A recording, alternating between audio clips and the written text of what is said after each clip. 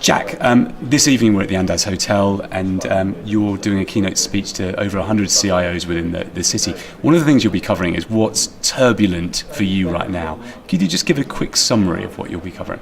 Well, I think right now within the industry and to ourselves, probably the single biggest subject of turbulence would be the upcoming regulatory environment. What's going to happen with MiFID II? What's going to happen with dark pools, with broker crossing networks? What's going to happen with the increased focus on transparency across other asset classes? And as we talked about earlier, this not only affects what we're doing today, but also the projects that are in place for the next year or 2 years. What do we focus on? Where do our priorities change because of what we think the regulation will be?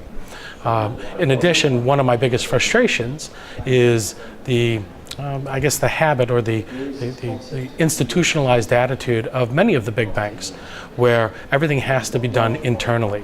Everything has to be created and built internally, even when it's not something that really will benefit our clients as part of our sustainable competitive advantage. And so what kind of attitudes need to change on that last point to change it? I think it needs to, excuse me for interrupting, I think it needs to change from the top, where I think that the management on the technology side needs to look and say, okay, what do we do exceptionally well? We've got hundreds or tens and hundreds of thousands of very talented IT people that are worrying about exchange connectivity.